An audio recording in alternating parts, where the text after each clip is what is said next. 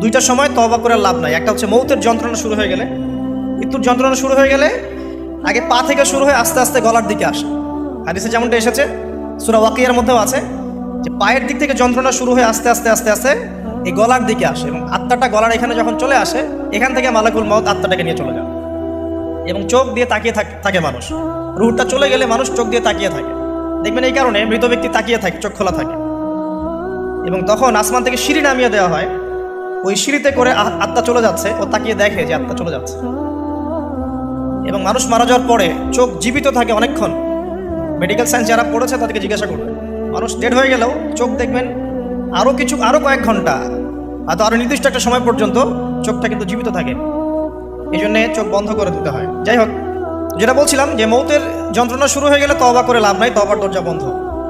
আর পশ্চিম দিক থেকে সূর্য উঠে গেলে তওবা করে লাভ নাই, তওবার দরজা বন্ধ।